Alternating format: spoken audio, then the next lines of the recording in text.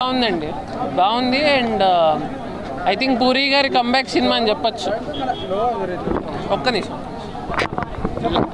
లైగర్ చూసాక ఎంత డిసప్పాయింట్ అయ్యామో పూరి గారిని అభిమానించే వ్యక్తిగా ఈ సినిమా చూసాక కొంచెం పెద్ద రిలీఫ్ అనే చెప్పచ్చు. ఎందుకంటే ఆయన నుంచి ఏం కోరుకుందామో అదే వచ్చింది. అంటే ఇప్పుడు ఇస్మార్ట్ శంకర్ ఫస్ట్ పార్ట్తో జనాలు ఆయన ఒక ఫుల్ ప్లేట్ దమ్ బిర్యానీ పెట్టినట్టు ఫీల్ అయ్యారు. సో ఈ సినిమాకి కూడా అలాగే ఫీల్ అవుతారని చెప్పచ్చు. అండ్ ఈ ఫస్ట్ పార్ట్లో అయితే కామెడీ లేదు ఆ సినిమాలో ఎక్కడ. ఇందులో డబుల్ స్మార్ట్లో కామెడీ ఉంది, అలీగారి కామెడీ ఉంది. అండ్ రామ్ సీన్స్ కూడా కొన్ని కామెడీ ఉన్నాయి. సో అది వర్కౌట్ అయింది మూవీకి. అండ్ ఒకటి రెండు సాంగ్స్ బాగున్నాయి, మిగతా అంతేం లేవు. ఐ థింక్ మణిశర్మ గారు ఇంకొంచెం బాగా ఇచ్చుంటే ఇంకా బాగుంటుంది మ్యూజిక్. సో ఓవరాల్గా అయితే గుడ్ ఫిలిం, ఇలా డౌట్ అయింది. అలీగారి కామెడీ బాగుందండి, వర్కౌట్ అయింది. థియేటర్లో నవ్వుతున్నారు అందరు ఆ కామెడీకి. పేలే పంచెస్ అయితే పేలే, డౌట్ లేదు. ఎందుకంటే జనాలు చూస్తుంటాంగా ఎన్విరాన్మెంట్ అట్మాస్ఫియర్ అంతా. సో ఆయన కామెడీ వర్కౌట్ అయింది, బాగానే ఉందండి సంజయ్ దత్. బట్ ఆ రోల్ నాకు తెలిసి ఎవరైనా చేయొచ్చు, అదేం పెద్ద ఖాస్ కాదు. కాకపోతే ఈయన్ని పెట్టడం కొంచెం కొత్త ఫ్లేవర్ తెచ్చింది సినిమాకి, సంజయ్ దత్ గారిని పెట్టడం. ఈ రొటీన్గా ఏంటంటే ప్రకాష్ రాజ్ గారు, జగపతి బాబు గారు ఇలా పెట్టకుండా సంజయ్ దత్ గారిని పెట్టడం వల్ల కొంచెం ఫ్రెష్గా అనిపిస్తుంది, రొటీన్గా అనిపిస్తుంది మీకు ఎక్కడ. సో క్యాస్టింగ్ అంతా కూడా బాగానే ఉంది. పూరి గారు కంబ్యాక్ సినిమా అని చెప్పొచ్చు. సంజయ్ దత్ గారు యాక్టింగ్ అయితే చాలా బాగుంది, ఆలీ గారి కామెడీ కూడా చాలా బాగుంది, హీరోయిన్గా చేసిన అమ్మాయి కూడా బాగా చేసింది. పూరి గారి కంబ్యాక్ సినిమా అని చెప్పొచ్చు. సినిమా అయితే సూపర్ హిట్. కొంచెం అక్కడక్కడ ల్యాగ్ ఉంది, అది ఒకటే కొంచెం ఇబ్బంది పడుతుంది తప్ప సినిమా అంతా బాగుంది, చాలా బాగుంది. రామ్ గారు డ్యాన్స్ కానీ ఆయన యాక్టింగ్ కానీ అసలు ఎనర్జీ వేరే లెవెల్, చాలా బాగుంది సినిమా. ఆలీ గారి కామెడీ చాలా బెస్ట్ అండి. ఆయన చేసిన క్యారెక్టర్లో అది కోతో ఏదో రకంగా ఉంది కానీ చాలా బాగా చేశాడు. సినిమా అయితే సూపర్ హిట్, అక్కడక్కడ కొంచెం ల్యాగ్ ఉంది అంతే కానీ సినిమా చాలా బాగుంది. Puri is back. ఏం నచ్చింది నీకు మరి? రెండు లైగర్ తర్వాత లైగర్లో ఎవరో మెయిన్ విలన్ ఉంటారు కదన్న, ఏం పేరు మెయిన్ విలన్? లైగర్ విలన్ ఎవరన్నా? మైక్ టైసన్ అందులో చూపించలేకపోయాడు, కానీ సంజయ్ దత్ని ఇందులో నెక్స్ట్ లెవెల్ చూపించాడు. మెయిన్ హీరో అయితేనే సంజయ్ దత్ లేకపోతే సినిమా లేదు, అలా చూపించాడు. లాస్ట్ టైం చాలామంది తిట్టారు పూరి జగన్నాథ్ సార్ని, మైక్ టైసన్ ఎలా చూపించారు ఏంటి సార్ అని. కానీ ఇప్పుడు సంజయ్ దత్ని చూపించారు, చూడమని చెప్పండి ఇప్పుడు జనాలకి. డిఫరెంట్ పార్ట్ 1కి దీనికి సంబంధం లేదన్న, ఓన్లీ అక్కడ చిప్ అంతే. ఇక్కడ పెడతారు కదా ఆ చిప్ ఒకటే. నచ్చిందా మరి నీకు? నెక్స్ట్ లెవెల్ ఉందన్న సినిమా. హైలైట్స్ ఏమనిపించినాయి? Highlights Ram Pothineni acting, Puri Jagannadh sir screenplay, అవన్నీ బాగున్నాయన్న. సాంగ్స్ బాగాలేవు. సాంగ్స్ అంటే రెండు సాంగ్స్, ఇది మన పండగ సాంగ్ ఒకటి మంచిగా ఉంది అంతే. రెండు సాంగ్స్ మంచిగా. బూతులు అంటే మన హైదరాబాద్ స్లాంగ్ వాళ్ళకి బూతులు కొంచెం కరెక్ట్ అయితే, ఏపీలో అర్థం కాదు ఆ బూతులు. డైలాగ్స్ ఫస్ట్ కన్నా చాలా బాగుందన్న, పార్ట్ 1 కన్నా డైలాగ్స్ ఇందులో చాలా బాగుంది, చాలా బాగా రాశారు. ఆలీ కామెడీ ఎలా అనిపించింది అన్న? ఆలీ కామెడీ గురించి చెప్పాలంటే ఆలీ సినిమాకి ఎందుకు అనిపించింది అన్న, వేస్ట్. ఆలీ అంటే ఒక కామెడీ జనరేట్ చేద్దాం అనుకున్నారు, ఆలీ ఎందుకు వస్తాడో ఎందుకు పోతాడో తెలియదు. కామెడీ అనిపిస్తుంది అన్న, కొన్ని సీన్లు లవడే అంటాడు, అంటే ఆ కోతి క్యారెక్టర్ ఉంటుంది, ఆడెందుకు లవడే అంటాడో కూడా తెలీదు. ఏమో తెలిస్తే చెప్పండి కామెంట్లో.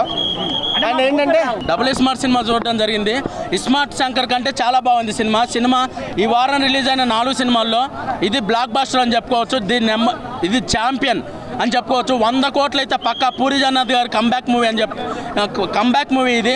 అసలు ఆలీ గారి క్యారెక్టర్ అవ్వచ్చు, అలాగే రామ్ పోతినేని గారి సినిమా రామ్ పోతినేని గారి డ్యాన్స్ అయితే ఇండియాలో ఉన్న ది బెస్ట్ డ్యాన్సర్లలో రామ్ పోతినేని గారు ఒకరని చెప్పాలి. అదరగొట్టేశారు. జానీ మాస్టర్ గారు కొరియోగ్రఫీ అవ్వచ్చు, విజయ్ పోలంకి కొరియోగ్రఫీ అవ్వచ్చు, అసలు డ్యాన్స్ అయితే అదరగొట్టేశారు.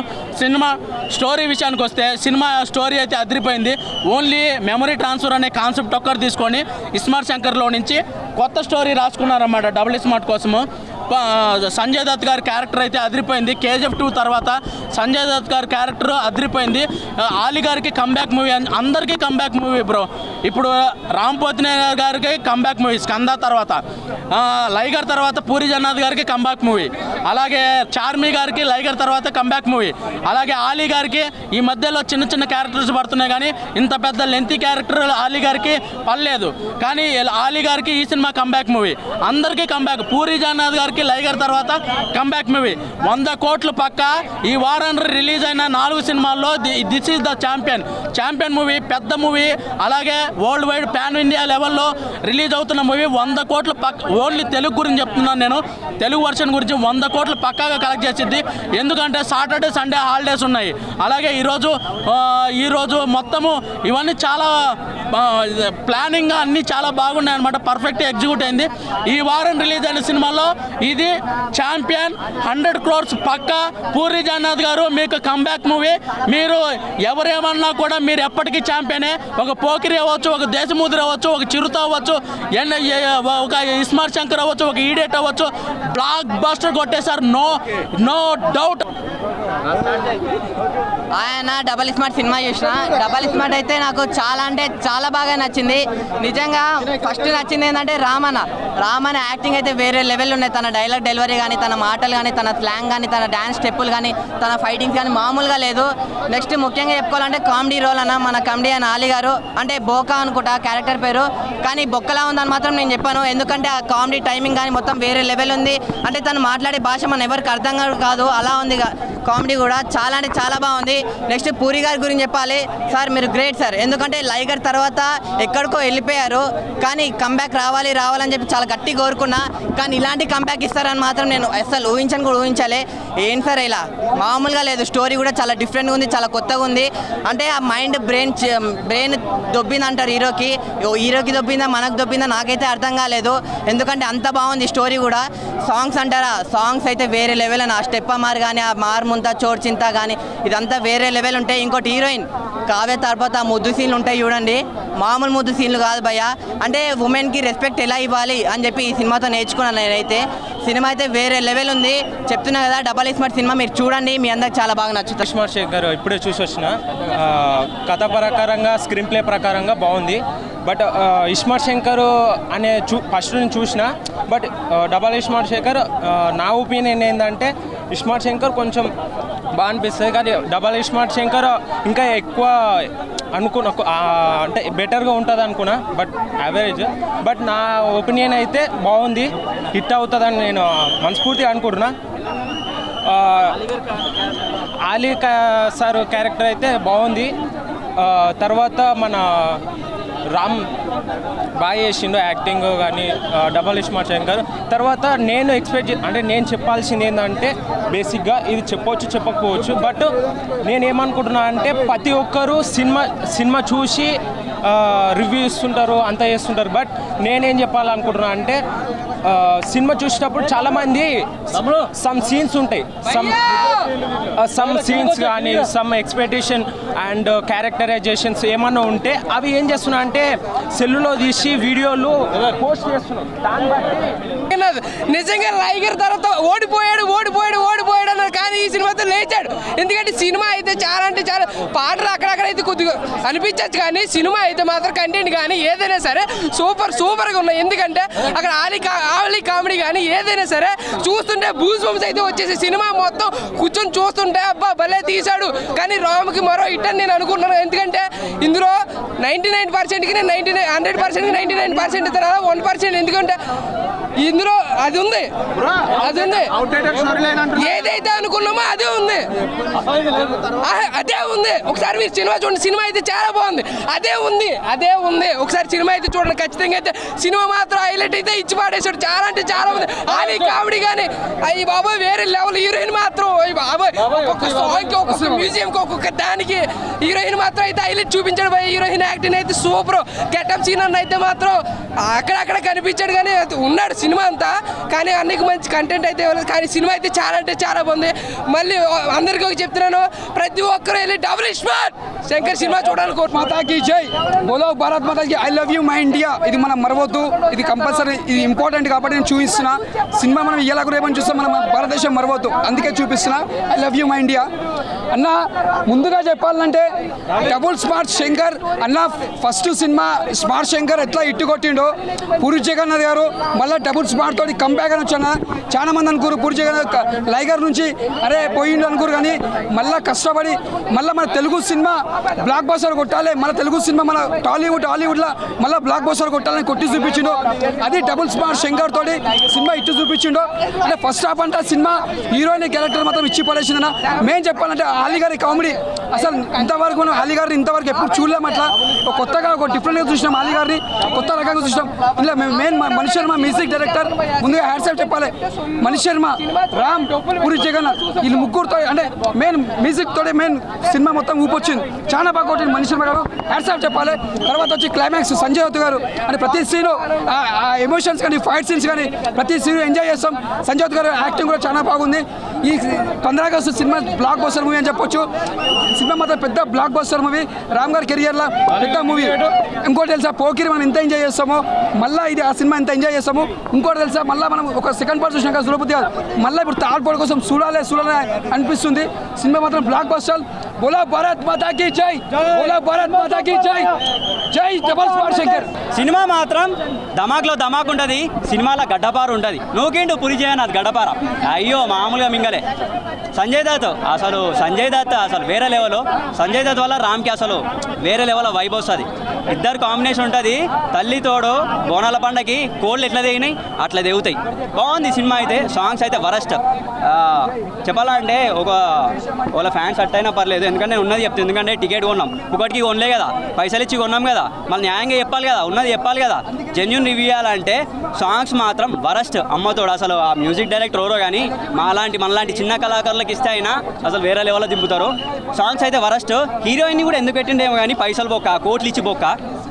చెప్పాలంటే మంచి అంటే యాక్టింగ్ని నమ్ముకొని అంటే మంచి ఛాన్స్ కోసం వెయిట్ చేశారు. అట్లాంటి వాళ్ళకి ఛాన్సెస్ మంచిగా ఉంటుంది హీరోయిన్లకి. హీరోయిన్ అయితే వరస్ట్, యాక్టింగ్ వరస్ట్. అంటే ఆమె హీరోయిన్ ఎట్లుంటుందంటే ఒక చైనా లెక్క ఉంటుంది, ఇంత పెద్ద తల వేసుకొని ఇంత పెద్ద మొహం వేసుకొని. అంటే ఎక్స్పోజింగ్ కాదు, కావాల్సింది ఏంటంటే కళ్ళకి ఆనందం. చూస్తే స్క్రీన్ మీద వచ్చింది, ఒక బాపు బొమ్మ వచ్చింది, యాక్టింగ్ నిలబెడుతుంది, సినిమా నిలబెడుతుంది అన్నట్టుండే. కానీ ఏంటంటే ఒక కరాటే ఫైటర్ని తీసుకొచ్చినట్టుంది. హీరోయిన్ పక్కన పెట్టోర్రి, సాంగ్స్ పక్కన పెట్టోర్రి. సంజయ్ దత్, రాము, డైలాగులు, తెలంగాణ యాస ఉంటుంది. ఆటో సీట్లు జినుగుతాయి ఒక్కొక్కరికి. అబ్బా తెలంగాణ యాస అయితే సంప మింగిండు అసలు. అది చాలా కష్టం, ఎందుకంటే ఇప్పుడు వేరే యాస నుంచి ఈ యాసకు వచ్చిరా అంటే అది చిన్న ముచ్చట కాదు. తెలంగాణ స్లాంగ్ మాట్లాడడం అంత ఈజీ కాదు. సినిమా మాత్రం సూపర్, సినిమా క్రేజీ. బచ్చన్ ఇంకా చూడలే అన్న. మూవీ అయితే ఫస్ట్ ఆఫ్ ఆల్ లైగర్ కంటే 1000 times బెటర్ ఉందన్న మూవీ అయితే. ఇస్మార్ట్ శంకర్ తోటి పోల్చలేను, కానీ ఒక పూరి లైగర్ ఎట్లయితే నార్త్ ఇండియన్ ఫ్లేవర్ అంటగట్టిన పూరి గారు, ఈ మూవీ మాత్రము కంప్లీట్ పూరి జగన్నాథ్ ఫ్లేవర్లోనే ఉంటుంది. ఒక ఫస్ట్ 15 minutes తర్వాత ఒక మంచి మూవీ చూసినట్టు మన పూరి జగన్నాథ్ సినిమా చూసినట్టు అనిపిస్తుంది. మన రామ్ పోతినేని గారు ఎనర్జెటిక్ యాక్షన్ అయినా సరే, పర్ఫార్మెన్స్ అయినా సరే, మన లైగర్లా మైక్ టైసన్ తనడం తిట్టడం ఏదో ఒకటి చేసి మన మైక్ టైసన్ ఎట్లయితే ఏమంటారు రెస్పెక్ట్ లేకుండా చేసిండో, దీంట్లో మాత్రం సంజయ్ దత్ గారికి మంచి ఈక్వల్ రోల్ ఇచ్చి రామ్ పోతినేని గారికి అసలు ఇన్సల్ట్ చేయకుండా మంచి కూల్గా చంపేస్తాడు. చాలా బాగుంది మూవీ అయితే. కంపల్సరీ థియేటర్కి వెళ్ళి వాచ్ చేయండి. పూరి జగన్నాథ్ ఫ్యాన్స్ అయినా, పూరి జగన్నాథ్ ఫ్యాన్స్ కాక రామ్ పోతినేని ఫ్యాన్స్ అయినా అందరూ హ్యాపీగా ఎంజాయ్ చేస్తారు. కంపల్సరీ థియేటర్కి వెళ్ళి వాచ్ చేయండి.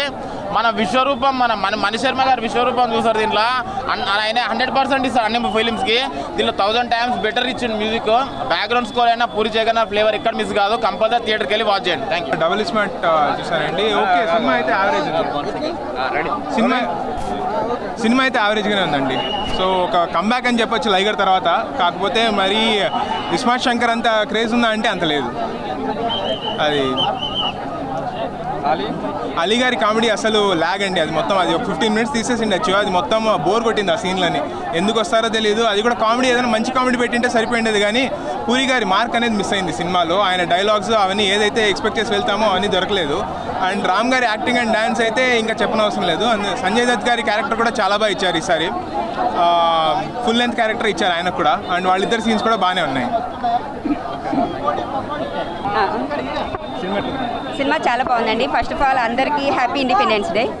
సినిమా అయితే చాలా చాలా బాగుంది. ఎస్డి గారి యాక్టింగ్ కానీ, అలీ గారి యాక్టింగ్ కానీ, హీరో యాక్టింగ్ కానీ చాలా చాలా బాగుంది. అసలు కామెడీ అయితే చాలా ఎంజాయ్ చేశారు పిల్లలు. ఇంకేమైనా ఉందా? సినిమా అయితే చాలా బాగుంది. అసలు సాంగ్స్ కానీ, డ్యాన్సులు కానీ, డ్యాన్స్ చాలా బాగుంది. కామెడీ, అలీ గారి కామెడీ అయితే చాలా చాలా బాగుంది. ఏంటనంటే పిల్లలు ఎంజాయ్ చేస్తారు చాలా కామెడీ దాన్ని బట్టి. Okay, thank you. Happiness day అందరికీ అందరికీ అందరికీ హ్యాపీనెస్ డే అందరికీ. సినిమా చాలా బాగుంది. డ్యాన్స్ బాధలు నచ్చింది.